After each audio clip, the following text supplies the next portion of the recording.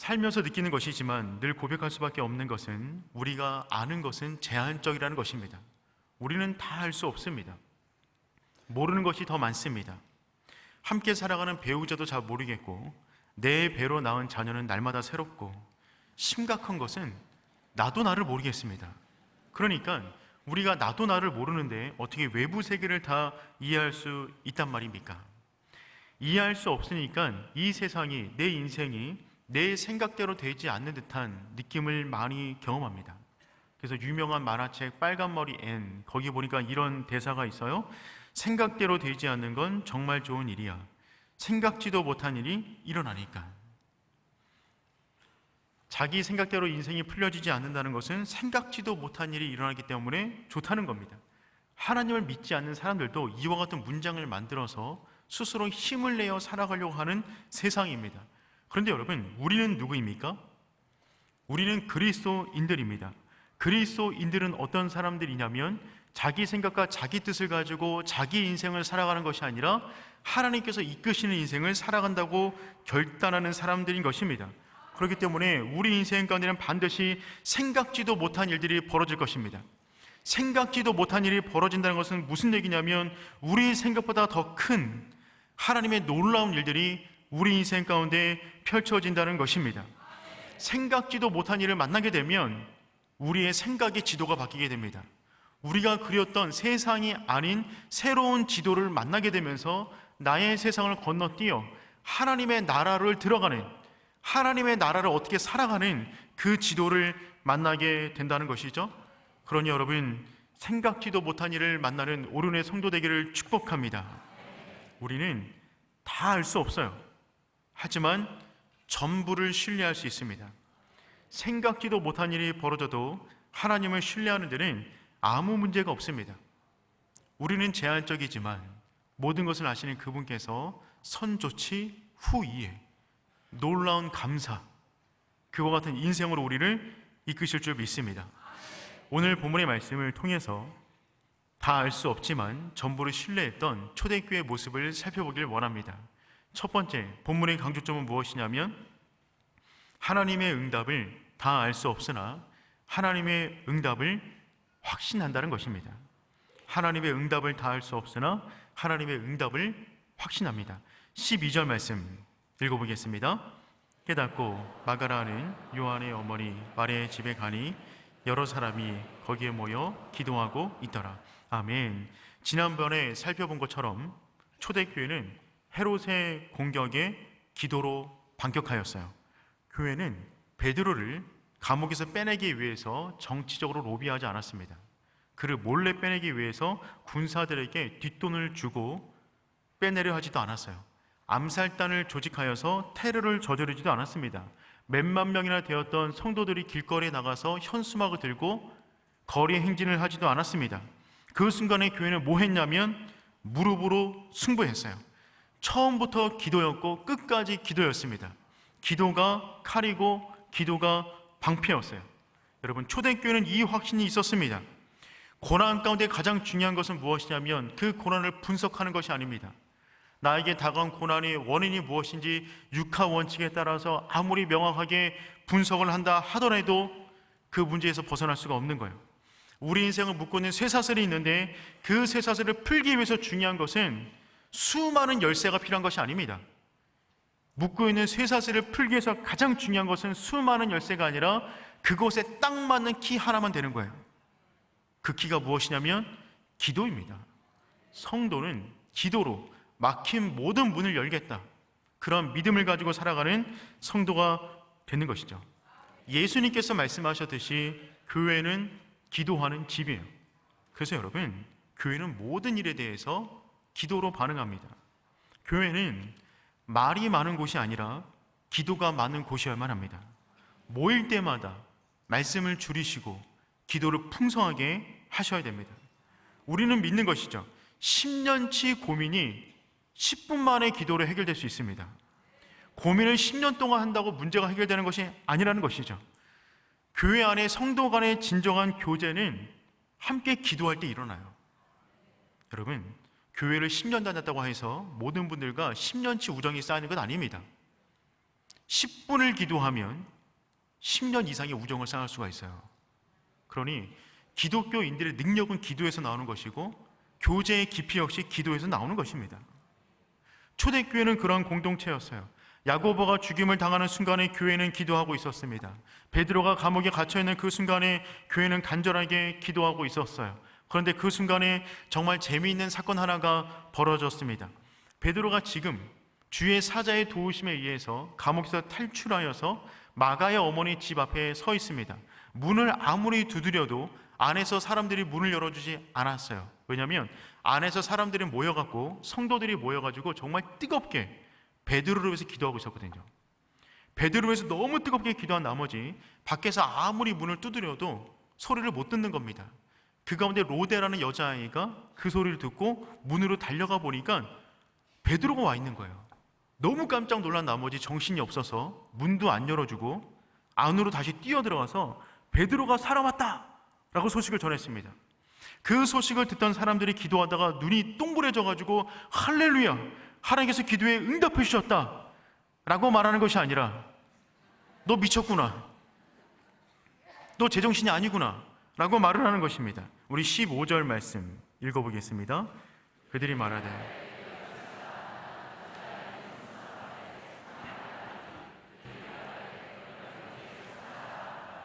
안에 있는 사람들은 로데를 보고 너 미쳤다 라고 지금 말을 하는 것입니다. 로데가 계속해서 진짜야 베드로가 왔어 라고 말하니까 뭐라고 말했어요? 그러면 그의 천사다. 베드로가 계속 문을 두드리자 사람들은 귀를 의심했고 문을 열어주었는데 정말 베드로가 들어오는 것입니다. 너무나 깜짝 놀랐어요. 안에 있는 모든 사람들이 전부 다 뒤로 자빠질 만큼 깜짝 놀랐습니다. 여기서 궁금한 것은 이것입니다. 그들은 도대체 무슨 기도를 하고 있었는가? 그들은 지금 베드로를 위해서 정말 뜨겁게 모여서 기도하고 있었고 밖에서 문을 두드려도 그 소리를 못 들을 만큼 정말 간절히 기도하고 있었는데 그들은 도대체 무슨 기도를 안 해서 그렇게 뜨겁게 하고 있었는가? 이 부분에 대해서 여러 가지 많은 해석이 있습니다. 가장 많은 해석은 이런 거예요. 예루살렘 교회가 정말 베드로를 위해서 뜨겁게 간절히 하나 되어 기도하였습니다. 그런데 뜨거움은 있었지만 믿음은 부족했던 것이죠. 그래서 로데라는 여자아이가 정말 베드로가 왔습니다 라고 말을 하자 그러면 그의 천사일 거야 라고 말을 했는데 그의 천사다라는 말은 어떤 의미냐면 당시 유대 문화 가운데 누군가가 죽게 되면 그의 소식을 천사들이 알려줬답니다.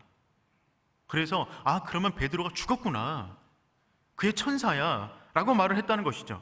그러니 예루살렘 교회는 기도에 뜨거움은 있었지만 자신들이 기도한 것도 온전히 믿지 못했다는 것입니다. 그러한 믿음으로는 기도 응답을 누릴 수가 없으니 기도할 때는 정말 분명한 믿음 갖고 기도해야 됩니다 라고 말하는 것이 일반적인 이 부분에 대한 해석이에요. 그런데 말입니다. 그럴 수도 있습니다. 물론 기도할 때는 응답에 대한 확신을 가지고 기도하셔야만 합니다. 하지만 이 본문 가운데 우리는 한 가지 주목해야 될 부분들이 있어요. 초대교회가 어떤 기도를 드렸는지 그 내용은 나타나 있지 않아요. 하지만 유추해 볼 수가 있습니다. 왜냐하면 이 사건은 이와 같은 사건은 한 번 있었던 일이 아닙니다. 앞전에 2번이나 있었습니다. 베드로가 감옥에 갇히는 그 순간 어떤 기도를 했는가에 대한 그림은 앞전에 이번이 2번이 나와 있고 2번의 기도가 동일한 기도 내용이에요. 그렇다면 3번째 기도도 동일한 기도 내용일 것입니다. 그렇기 때문에 앞에 어떤 기도를 했는가를 살펴보는 것이 중요합니다. 한번 살펴보겠습니다. 첫 번째, 베드로가 감옥에 갇혔을 때 사내들인 공의회는 더 이상 예수의 이름으로 복음을 전하지 말라고 협박합니다. 이때 베드로는 그들에게 이렇게 당당하게 말을 했어요. 사도행전 4장 19절 20절 말씀입니다. 베드로와 요한이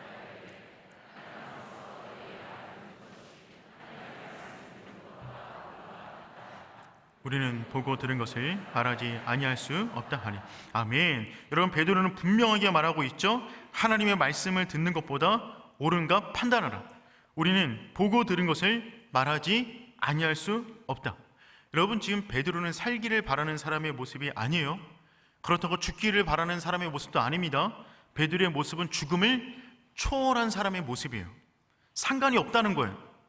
자신의 인생을 주관하는 분이 그들이 아니기 때문에 그들 앞에 당당히 서 있는 것입니다. 그런데 그 순간에 놀랍게 이들이 순순히 베드로를 풀어주었어요. 그리고 나오자 베드로는 나가자마자 다시금 이 교회 공동체를 찾아갑니다. 그리고 함께 모여서 기도하기 시작해요. 4장 29절에서 31절까지 같이 읽겠습니다. 주여, 이제도 그들의 위협함을 굽어보시옵고 또 종들로 하여금 담대히 하나님의 말씀을 전하게 하여 주시옵소서. 손을 내밀어 병을 낫게 하옵시고 표적과 기사가 거룩한 종 예수의 이름으로 이루어지게 하옵소서 하더라. 빌기를 다하며 모인 곳이 진동하더니 무리가 다 성령이 충만하여 담대히 하나님의 말씀을 전하니. 아멘. 여러분, 이들의 기도의 내용을 보세요. 믿음이 없는 사람들의 기도 내용인가요? 지금 고난을 피하게 해달라고 기도하고 있는 것입니까? 무조건 살려달라고 지금 간구하고 있나요? 그렇지가 않아요. 이들의 기도는 세 가지 주제인데, 첫 번째는 박해자들의 위협을 굽어보시옵소서. 우리는 지금 복음 위에 살겠습니다. 근데 하나님께서 우리를 보고 계십니다. 그것으로 만족한 거예요. 그냥 보시옵소서. 두 번째, 그 가운데 하나님의 말씀을 담대히 전하게 하여 주시옵소서. 우리는 끊임없이 복음을 전하겠습니다. 세 번째, 예수 이름으로 병자가 낫고 표적과 기사가 나타나게 하소서. 이 기도 가운데 자신들을 위한 기도가 있나요? 살려달라는 기도가 있나요? 그런 기도는 없어요. 이들의 기도는 온통 사명 완수에 있습니다. 끝까지 복음 들고 믿음의 사람으로 걸어가게 하여 주시옵소서. 지금 그 간구를 하고 있는 것이죠. 두 번째, 베드로가 감옥에 갇혔을 때도 동일한 반응을 보입니다. 공의회는 예수의 이름으로 더 이상 복음을 전하지 말라고 협박을 하기 시작합니다. 이때 베드로는 동일한 말을 해요. 사도행전 5장 29절 말씀 읽어보겠습니다. 베드로와 사도리 하나님께 순종하는 것이 마땅하다. 아멘. 사람보다 하나님께 순종하는 것이 마땅하다. 여러분, 이 일을 인하여서 베드로는 40에 하나 가만, 즉 39대 채찍질을 당했습니다. 채찍 끝에는 뼈 조각 아니면 쇠 조각이 달려 있어요. 한번 맞으면 채찍이 나갈 때 살점을 뜯고 나가는 것입니다. 그럼에도 불구하고 이들은 굴하지 않았어요. 하나님께 순종하는 것이 마땅하다고 믿었기 때문에 그렇습니다. 채찍에 맞고 피를 철철 흘리면서 어디로 가냐면 또 교회 공동체를 찾아갑니다. 그때 이들은 이처럼 행동했어요. 사도행전 5장 41절 42절 말씀 읽어보겠습니다. 사도들은 그 이름을 위하여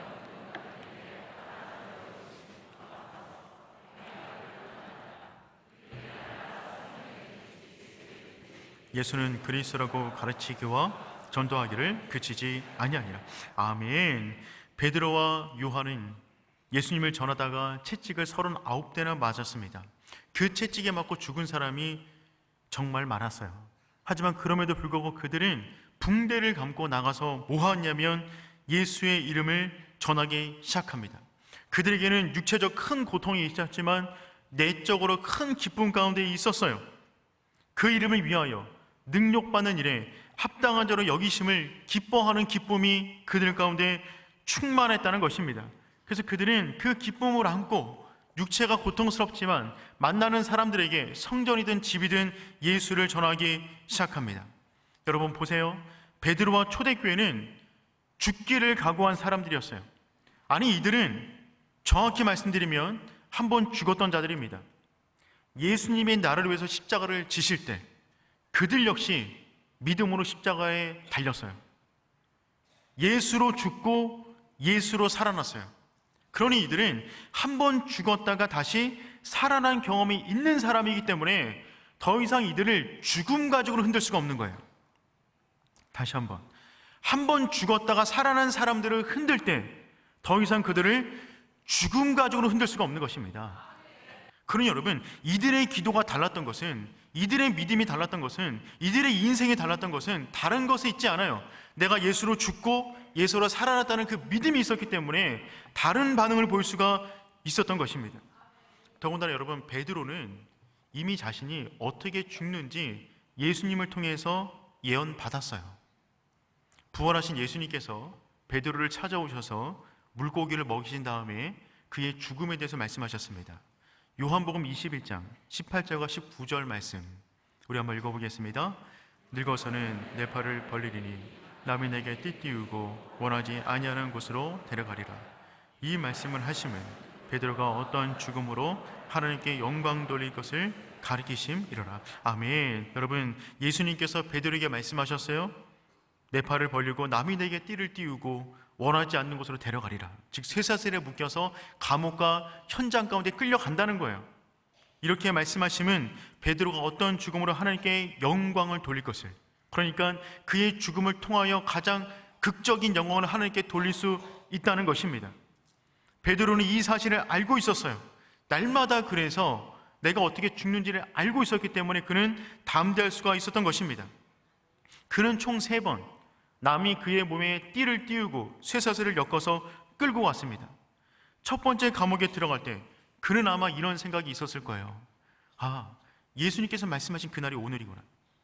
오늘이 그 영광스러운 날이구나. 내가 이 죽음을 통하여서 하나님께 영광을 돌릴 거라고 말씀하셨는데 그 영광을 돌릴 날이 바로 오늘이구나. 그런데 너무나 아무렇지도 않게 나오게 되었어요. 나가서 복음을 또 전합니다. 두 번째 다시 한번 띠를 띄워서 끌려서 감옥 안에 들어왔어요. 이때도 생각했겠죠? 아, 오늘이 그날이구나. 지난번에는 은혜로 살아남았는데 오늘은 그날이 될 수 있겠구나. 그런데 갑자기 매 39대 맞고 다시 밖으로 나왔습니다. 그 안에는 내가 주의 이름을 위하여 고난받는 자로 여기심으로 인한 큰 기쁨이 그 안에 충만했어요. 그런데 두 번째 나왔을 때 조금 지나서 교회 공동체 가운데 어려움이 생겼어요. 사랑하는 스데반 집사가 먼저 순교하게 되는 일이 벌어졌던 것입니다. 그는 순교하는 그 순간에 열린 하늘문을 보게 됩니다. 그 순간에 자신을 맞이하기 위해서 서 계시는 예수 그리스도를 보게 되는 것이죠. 사람들은 돌을 던지지만 스데반은 열린 하늘을 바라보고 있었기 때문에 그는 웃으면서 그의 모습이 천사처럼 마지막 주의 품에 안기게 돼요. 그 모습을 바라봤던 베드로는 어떤 마음이 있었을까요? 아, 저 자리가 내 자리였어야 되는데, 내가 먼저 순교했어야 되는데, 나의 인생 역시 스데반처럼 저렇게 천사의 얼굴을 하고 주를 바라보며 하나님께 영광 돌렸으면 좋겠다라는 마음을 갖지 않았을까요? 그러다가 얼마 안 있다가 정말 사랑하는 동료 사도 야고보가 끌려갔습니다. 그런데 그는 죽임을 당했어요. 그 순간에 베드로는 또 어떤 마음이 들었을까요? 주님께서 내가 끌려가서 죽을 거라고 말씀하셨는데 베드로도 같은 운명이었구나. 하나님이 그 영혼을 받으셨구나. 이제 3번째 베드로가 감옥에 끌려갔습니다. 이때 베드로는 어떤 마음이었을까요? 첫 번째, 두 번째 끌려갈 때는 그 전에 아무도 죽은 사람이 없었어요. 하지만 3번째 들어오기 직전에 스데반이 돌맞아 죽었고 야고보가 못배임 당해서 죽었습니다. 그리고 베드로가 3번째 끌려갔어요. 베드로의 인생까지 3-4번이 있잖아요. 이번은 진짜구나, 끝났구나. 그의 영혼까지 큰 평안이 왔어요. 그래서 그냥 잠들어 버렸어요. 이 순간에 교회 공동체는 어떤 기도를 했을까요? 그들은 앞전과 똑같은 기도를 했을 것입니다. 살려달라는 기도가 아니라 이런 기도를 했겠죠. 보고 들은 것을 담대히 말하게 하여 주시옵소서. 사람에게 순종하는 것이 아니라 하나님께 순종하는 베드로 되게 하여 주시옵소서. 밖의 자들의 위협을 굽어 보시옵소서. 하나님의 말씀을 담대히 전하게 하여 주시옵소서. 그 이름을 위하여 능력받는 일에 합당한 자로 여기심을 기뻐하게 하여 주시옵소서. 최후 승리 얻게 하여 주시옵소서. 이들의 기도는 베드로를 위한 기도이자 자신들을 위한 기도입니다. 우리 역시 그와 같은 믿음의 길을 걸어가겠습니다. 최후 승리 얻게 하여 주시옵소서. 그러니 그 순간에 갑자기 로데가 베드로가 왔다, 그러니까 천사다라고 말한 말은 무슨 말이냐면, 아, 우리의 기도처럼 베드로가 주의 품에 영광스럽게 안겼구나. 그는 끝까지 믿음을 지켰구나. 스데반처럼 웃는 얼굴로 주를 맞이했구나 라고 하는 표현이 그의 천사다 라고 하는 표현이 되는 것이죠. 그런데 천사가 아니라 베드로가 떡하니 등장하게 된 것입니다. 성도들은 놀랄 수밖에 없었죠. 이때 놀라움은 어떤 놀라움입니까? 기도 응답에 대한 확신이 없어서 놀란 것이 아니라 상상할 수도 없는 하나님의 응답에 놀란 것입니다. 여러분, 그래서 우리 인생 가운데 중요한 것은 무엇이냐면 내가 생각한 대로, 내가 기도한 대로 인생이 풀리는 것이 중요한 것이 아니라 하나님이 내 인생 가운데 베풀어 주신 그 기도 응답을 붙잡고 살아가는 저와 여러분 되기를 축복합니다. 생각하지도 못한 기도 응답이 왔다는 말은 무슨 말이냐면 내 생각을 뛰어넘는 하나님의 큰 역사가 이제부터 벌어진다는 것입니다. 초대교회는 그것 때문에 놀란 거예요. 아, 이번에도 아니었구나. 하나님이 도대체 베드로를 어떻게 크게 쓰시기 원하는 마음이 있기에 이번에도 살려주셨구나. 그에게 또 다른 사명이 있구나. 그것 때문에 놀랐다는 것입니다. 여러분, 우리는 하나님을 다 알 수 없어요. 이해할 수 없어요. 하지만 그분의 전부를 신뢰합니다. 우리의 이해와 상관없어요. 우리의 이해는 부족합니다. 나도 나를 몰라요. 하나님은 어떻게 알겠어요? 하지만 분명하게 아는 것이 있어요. 그분은 선하시고 그분은 능력이 많으시고 그분은 항상 우리 가운데 가장 선한 것으로 응답해 주신다는 것입니다. 그 믿음을 가지고 오늘 하루도 살아가는 오륜의 성도 되기를 축복합니다. 두 번째, 오늘 본문이 강조하는 바는 무엇이냐면 세상의 일을 다 할 수 없으나 하나님의 다스림을 확신한다는 것입니다. 세상의 일을 다 할 수 없으나 하나님의 다스림을 확신합니다. 우리 17절 말씀 함께 읽어보겠습니다. 베드로가 그들에게 손짓하여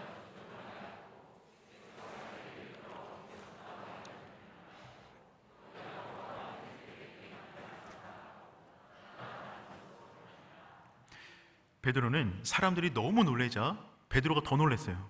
그리고 말립니다. 조용히 좀 하라고. 조용히 좀 하라고. 쉬. 지금 자기가 몰래 탈출했는데 이 소리가 밖에 나가면 군사들이 오게 되면 그 안에 있는 모든 사람 역시 위험해지는 것입니다. 그래서 조용히 하라고. 조용히 하라고. 그들을 침착시킨 다음에 어떤 일이 있었는가를 말해주기 시작했어요. 내가 감옥 안에 갇혔는데 깊이 잠들었다. 성도들이 놀랬겠죠. 대단하다. 그 순간 어떻게 잘 수가 있냐. 근데 보니까 갑자기 주의 사자가 내 옆구리를 쳤다. 쇠사들이 풀어졌다. 나도 이해가 안 되는데 옥문이 열렸다. 군사들이 다 없어졌다. 갑자기 나와보니까 거리였다. 그리고 이 집에 와보니까 너희들이 기도하고 있었다. 그 순간에 성도들은 무엇을 느꼈을까요? 소름 돋았을 거예요. 그 순간에 그들은 기도하고 있었거든요. 그 기도가 주의 사자가 찾아가서 그를 구출해 준 것으로 응답되었구나. 그러자 베드로는 자신의 인생 가운데 벌어졌던 이 사건을 야고보에게 전달해 달라라고 말을 합니다. 근데 여기서 말하는 야고보는 누구냐면 조금 전에 죽었던 야고보를 말하는 것이 아니라 예수님의 동생 야고보를 말하는 것입니다. 즉 그러니까 지금 이 상황 가운데 예루살렘 교회 가운데 중요한 지도자로 야고보가 서 있었다는 얘기입니다. 그리고 베드로는 이 이야기를 야고보에게 전해 주십시오라고 말을 한 다음에 황급히 나가버립니다. 그 이후에 베드로가 어디로 갔는지 모릅니다. 성도들은 당황스러웠을 거예요. 베드로가 사라졌다. 어디로 간지 모르는 것입니다. 그런데 모르는 것은 그들만 모르는 것이 아니라 로마 군사 역시 어리둥절했습니다. 날이 밝았어요. 베드로를 처형해야 됩니다. 근데 보니까 베드로가 사라졌어요. 군사들이 놀랐겠죠?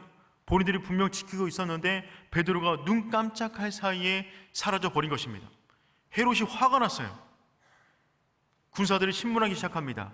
너희들이 혹시 뇌물을 먹고 그들을 빼준 것이 아닌가 의심했던 것 같아요. 그들을 신문해요. 그런데 그들이 할 얘기가 없는 거죠. 그러니까 헤롯이 어떻게 하냐면 홧김에 그들을 지키고 있었던 18명 전부를 죽여버립니다.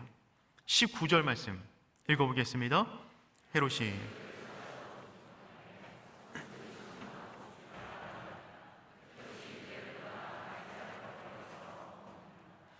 이것이 인간입니다. 자신이 모든 것을 다 할 수 있다고 생각했던 헤롯, 그는 베드로를 막을 수가 없었어요. 그러자 궁금증, 의심이 폭발하여 결국 애꿎은 군사들만 죽였던 것입니다. 화가 났는지 그 지역을 떠나서 가이사라로 갑니다. 이 가이사라가 헤롯이 또한 통치했던 지역인데 이곳에서 한 가지 일이 벌어집니다. 20절 말씀 읽어보겠습니다. 헤롯이 드로와 시돈 사람들 대단히 노여하니 그들의 지방이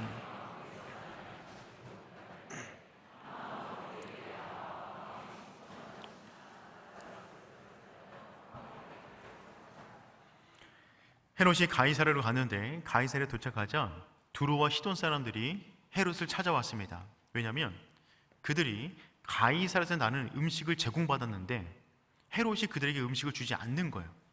헤롯은 그들을 굉장히 싫어했습니다. 역사적인 자료에 의하면 헤롯은 기질이 사납고 달변가였습니다. 그에게는 카리스마적인 연설의 능력이 있었다고 합니다. 그래서 그가 연설하기 시작하자 사람들은 그 연설을 듣자 어떻게 환호했냐면 이것은 신의 소리다. 어떻게 이렇게 말할 수 있는가? 라며 그를 환호하기 시작합니다. 22절 말씀 읽어볼게요. 백성들이 크게 부르되 이것은 신의 소리요 사람의 소리가 아니라 하거늘. 그가 웅변을 너무 잘하니까 사람들이 그 모습을 듣자 이것은 신의 소리다 라며 그를 환호성하기 시작했습니다. 그는 자아도 치되어 있어요. 한껏 자아가 부풀어져 있어서 팽창된 자아를 가지고 그날 밤에 잠들려고 하는데 벌레 하나에 물려 죽습니다. 23절 말씀 읽어보겠습니다. 헤롯이 영광을 하나님께 돌리지 아니하므로 친히 벌레에 먹혀 죽으니라. 아멘. 여러분, 이것이 인생입니다. 얼마나 초라합니까? 신이나 된 것처럼 팽창된 자 헤롯은 벌레 하나 물려서 죽게 돼요. 하나님이 벌레를 통하여 헤롯을 친 것입니다. 우리가 이 땅을 살아가면서 모르는 것이 진짜 많은데 정말 모르는 것은 무엇이냐면 우리의 죽음이에요. 우리가 어떻게 죽을지 몰라요. 하나님이 아십니다. 그분이 이끄세요. 그러니 여러분, 우리는 이 사실 앞에 겸손할 수밖에 없습니다. 우리의 고백은 이것이죠. 우리는 세상의 일을 다 알지 못하지만 하나님의 다스림을 믿습니다. 그러니 여러분, 우리는 이 사실 앞에 겸손해야만 하는 것입니다. 결국 우리는 벌레 하나도 감당하지 못해요.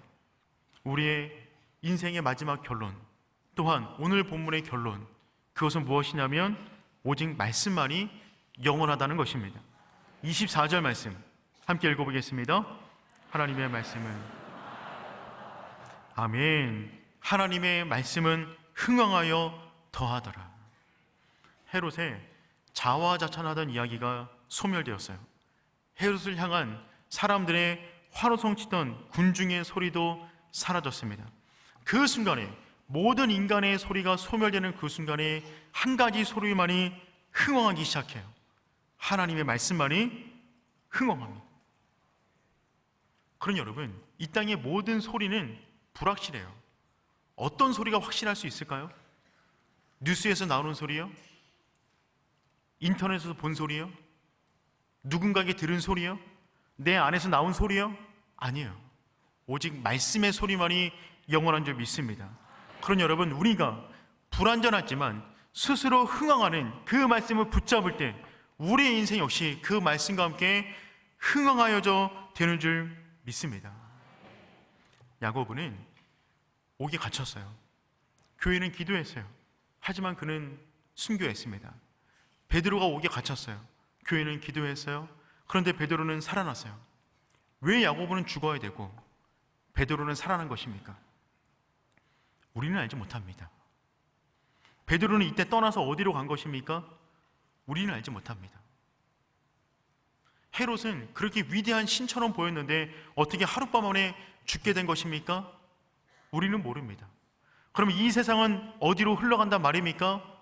우리는 몰라요. 하지만 몰라도 상관없어요. 우리가 아는 분명한 한 가지 사실이 있습니다. 우리는 다 모르지만 하나님은 모든 것을 아시고 주관하십니다. 그렇기 때문에 이해를 구하는 것이 아니라 믿음을 구하셔야 돼요. 하나님, 내 인생, 이 세상을 향한 이해보다 주님을 향한 믿음을 나에게 더하여 주시옵소서. 그 믿음이 있을 때 우리 역시 그 하나님의 다스림 속에서 평안한 인생을 살아가게 되는 줄 믿습니다.